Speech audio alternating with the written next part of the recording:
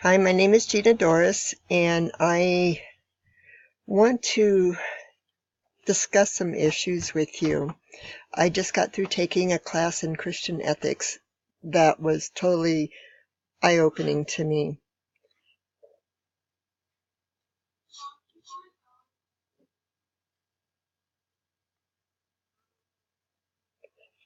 Having good ethics and moral values are two imperatives in life of a Christian. We are to live like Jesus, for we are to honor God. Ethics is our roadmap, our guide through life. Scott Ray says, when Christians stress God's commands in their system of ethics, they sometimes advocate what is called divine command theory of ethics. This divine command system is found in the Bible, and we're actually to take on God's character. Deontologically, ethics teaches us actions are either right or they're wrong, depending on what your morals. I wanted to write down this one verse, Genesis 1:27. So God created mankind in his own image. He made them in his own image, in the image of God. He made them male and female.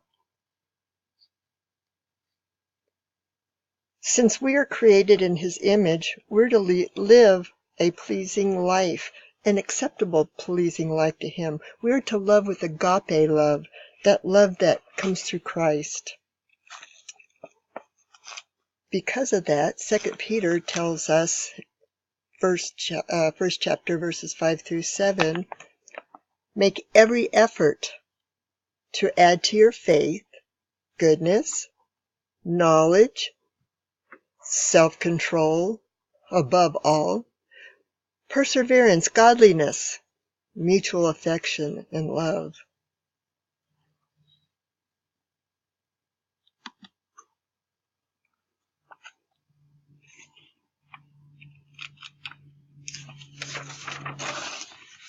These verses personify how we are to live our life with high values, high morals, above principles, those above virtues, are instructions for how a person and for society to be able to live safely and in unity. We need to think of others. We need to care for others. We are those servants of the ever-living God. Those are our ethics. Those are our good values.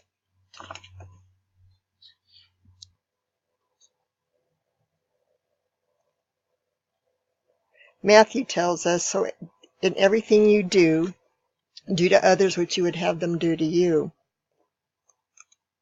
These are, this is important. This is life that we need to live. This ethical class that I just was in, I gained quite a bit of insight on a few of the different scenarios and a few of the different cases that we went through.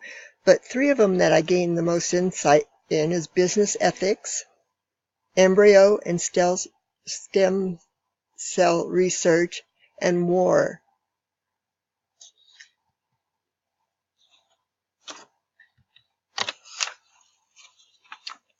Business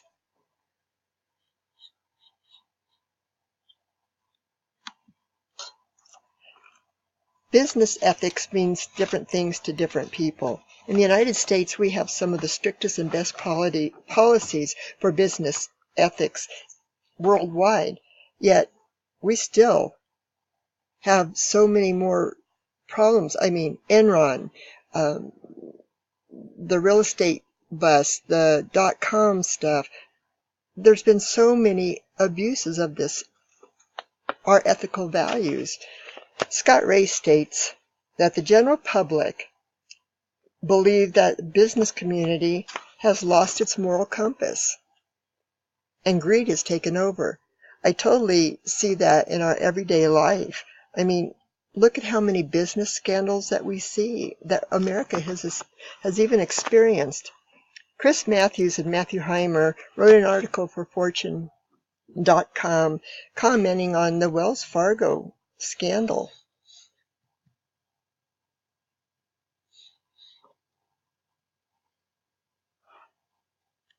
And if I can get to that slide.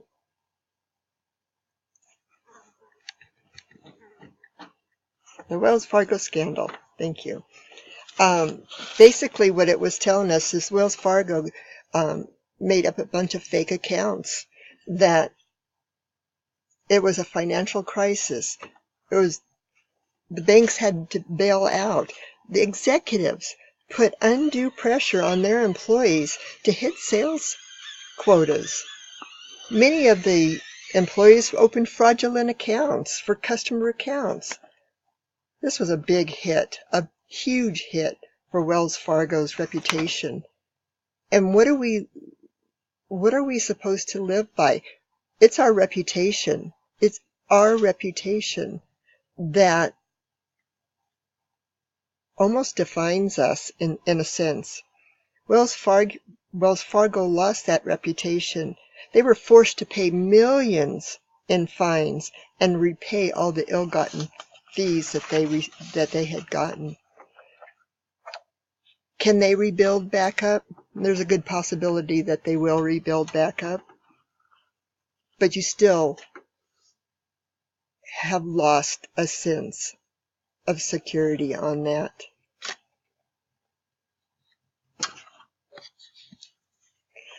Okay, now I would like to talk to you a little bit more on the embryo and stem cell. The National Institute of Health in 2016 reports that embryo and stem cell research is at an all-time high. What are the ethical implications for this research? Well, there's two primary sources of stem cells. One is the adult stem cell, and the other is from a human embryo. Adult stem cells are used to make copies of themselves. They can morph into specialized functions, whatever the person needs at that time. This technology is done without lasting effects on the donor. The therapy is good. It's good for fighting diseases and disabilities. But let's take a look at the human embryo stem cell. They're harvested. They're harvested at the cost of that embryonic life.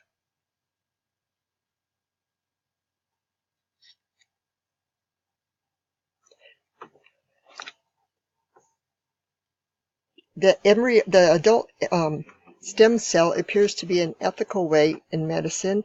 The cells are extracted from the donor, and the donor still has the ability to reproduce more stem cells. This is not true for the embryonic stem cells. I feel this procedure is unethical, highly unethical, because it constitutes killing the life, and life begins at conception. It's at a high point. What are these people doing with the stem cells that they're doing? Yes, it's good for some research, but look at the genetic process. It can be taken and used for evil, and we've lost all of our dignity. I so would like to see science get a grip and get a handle that we don't need to be like gods. We do not need to be reinventing anything. A little bit of help is one thing, but when it comes to disregarding human life, I just can't see it. The next thing I want to talk to you about is war, the ethics in war. Edwin Starr, a long time ago, and I know it's been copied and sang over and over again, but there was a song that we used to hear. It was called War. What is it good for? Absolutely nothing. Well, it was during the Vietnam War, the Korean War. We had And we do. We have rumors of wars we've always had. But the war that I want to talk about is a just war. And a just war is a war that is deemed to be morally and theologically justifiable, according to the English Oxford Living Dictionary. Now we have to look at, okay, a just war? What does that all entail? Morally and theologically justifiable? Well, there is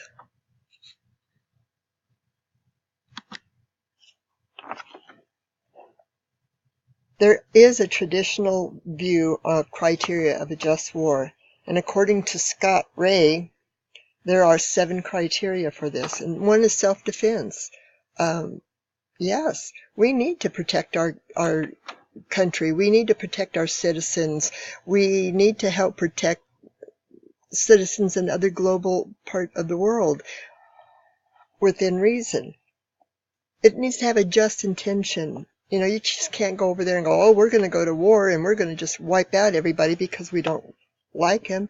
When there's an issue, when there's a problem, when there should be a debate. There should be a consensus. There should be conversation. There should be talks to see what they can do to work out this problem. Is it someone overstepping in their territory? Is it they don't want to worship in a certain way?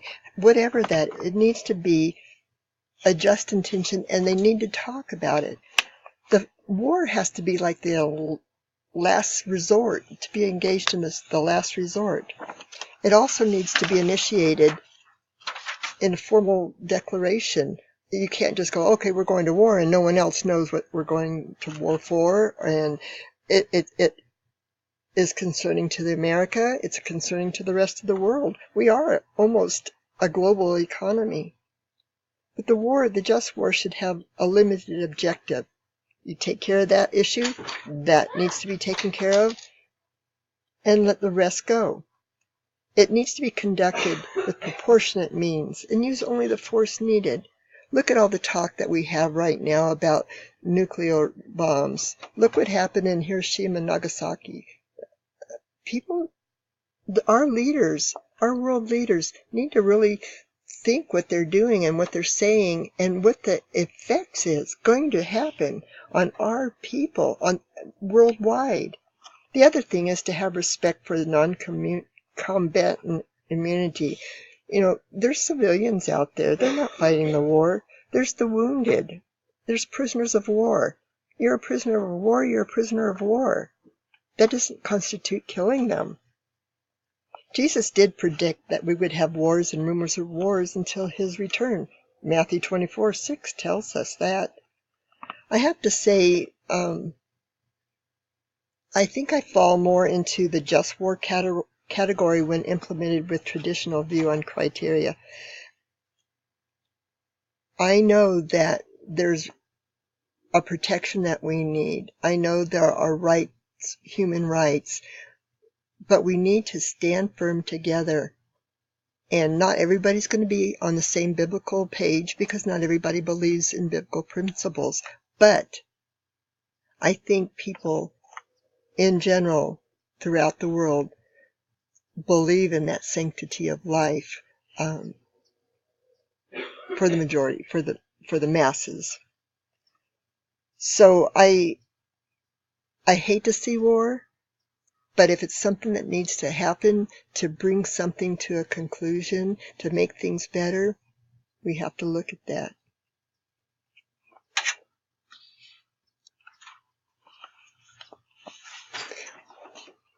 We needed to do a case study to help figure out what we're going to do, and mine was to help a couple who are thinking about a vasectomy, birth control. Well, vasectomy is like the ultimate birth control because it's a surgical procedure that needs to be really thought about. But in my case study, I wanted them to, they asked me, well, is it biblical? Well, through my knowledge and reading, yes, it's true that Genesis 9:7 tells us our purpose is to be fruitful and multiply. on the earth. I think we've done that fairly well.